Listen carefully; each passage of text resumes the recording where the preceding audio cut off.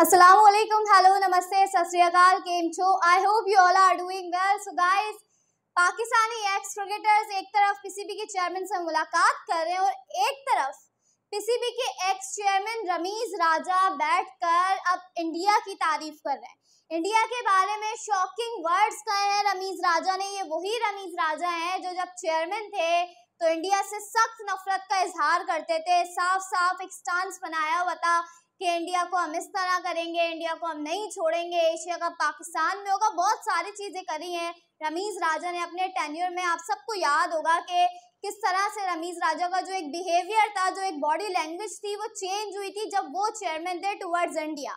आज वही रमीज राजा बैठकर टीम इंडिया को प्रेस कर रहे हैं, पाकिस्तान को बुरी तरह बैश कर रहे हैं, पाकिस्तान के बॉलर्स को थर्ड क्लास बॉलर्स कह रहे हैं और बुमराह के बारे में भी काफ़ी बड़े स्टेटमेंट्स दे रहे हैं। तो रमीज राजा एग्जैक्टली क्या कह रहे हैं इस वीडियो में बात करेंगे। आई होप चैनल सब्सक्राइब किया हुआ है, नहीं किया हुआ तो जल्दी से सब्सक्राइब कर लीजिए। Guys, it's bit shocking for me के रमीज राजा जो एक उनका एक स्टांस था, एक स्टेटमेंट था जिस पर वो खड़े हुए थे जब वो चेयरमैन थे कि इंडिया से किसी तरह भी नरमी नहीं दिखानी। यही कहते थे ना रमीज राजा कि हमें नरमी नहीं दिखानी है, हम जो है वो एशिया कप पाकिस्तान में करवा कर रहेंगे।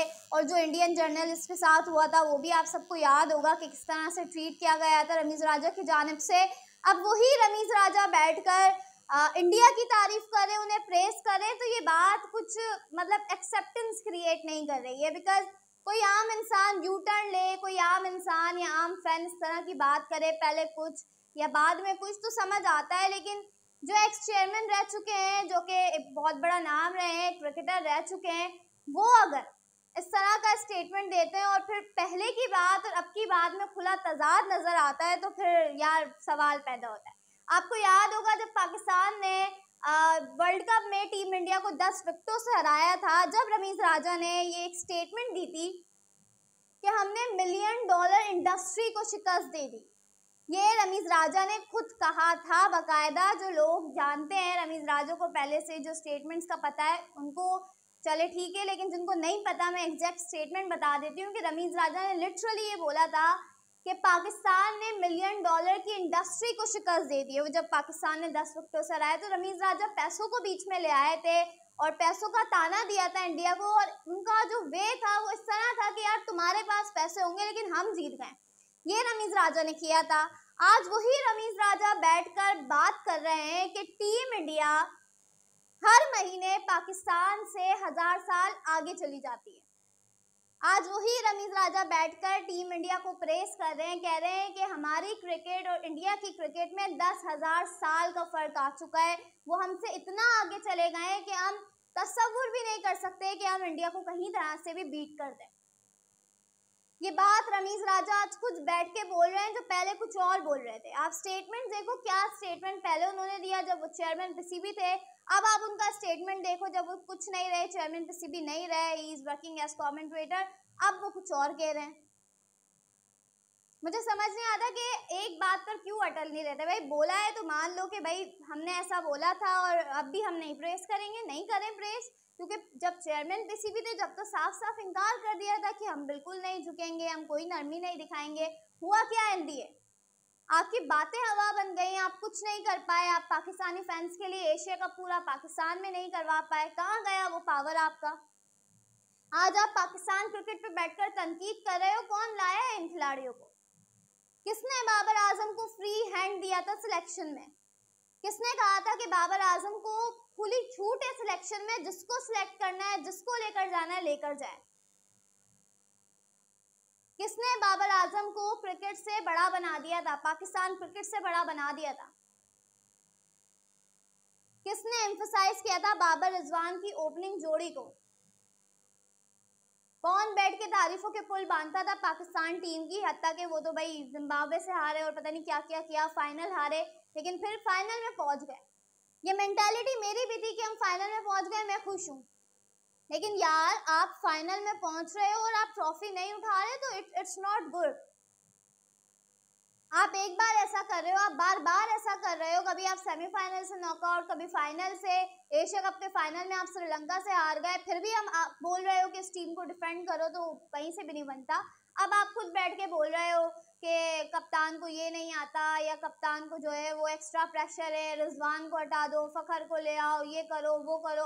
अब आप 10 सजेशंस दे रहे हो।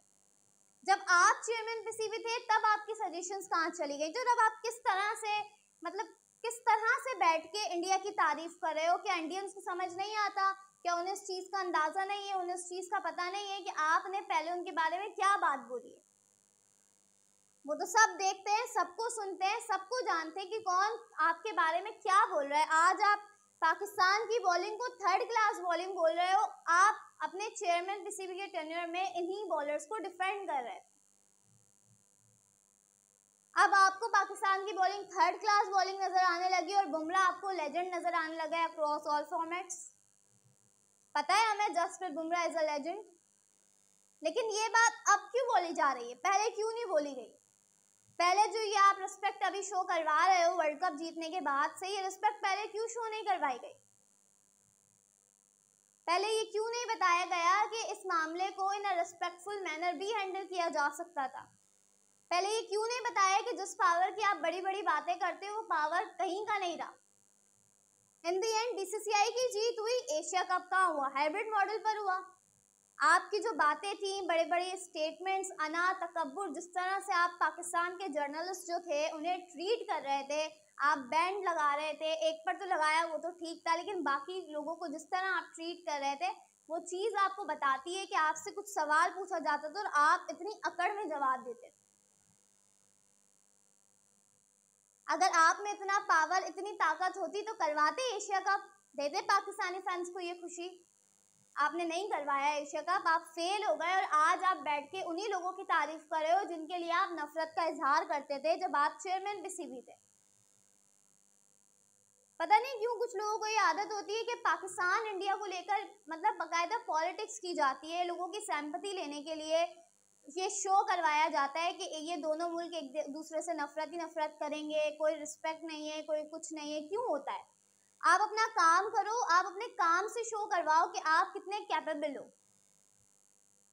Instead of this drama. मतलब मैं ड्रामे से तंग आ चुकी हूँ और ये अभी भी बड़ा चल रहा है कि वो चेयरमैन पीसीबी इससे मिल रहे हैं, उससे मिल रहे हैं। यार जब होगा ना कुछ, जब आपको ऑन ग्राउंड चीजें, ऑन ग्राउंड इम्प्रूवमेंट नजर आएगी तो बात होगी। अभी तो चेयरमैन पीसीबी मिलते रहे, 1000 लोगों से मिलने, कोई फर्क नहीं पड़ेगा। बातें हो जाए 100, कोई फर्क नहीं पड़ेगा। जब इम्प्लीमेंटेशन होगी, जब हमें इम्प्रूवमेंट नजर आएगी इंडिया जैसी, हम इंडिया का इंटरनेशनल में मुकाबला क्या, हम इंडिया का डोमेस्टिक में भी मुकाबला नहीं कर सकते। डोमेस्टिक में भी हम टीम इंडिया के आसपास नहीं भटक सकते, इंटरनेशनल तो बहुत दूर की बात है। तो अगर यही चीजें चलती रही तो बिल्कुल मजा नहीं आएगा। अगर आप इतनी मीटिंग्स कर रहे हो, अभी चेयरमैन पीसीबी इतनी मीटिंग्स कर रहे हैं, तो देखते हैं क्या इंप्रूवमेंट आती है, क्या इंप्लीमेंटेशन होती है। बहरहाल गाइज, आप लोगों ने चैनल सब्सक्राइब करना है, बेल आइकन पर क्लिक करना है, कमेंट करके रमीज राजा के बारे में अपना ओपिनियन लाजमी देना है जो उन्होंने स्टेटमेंट दी है।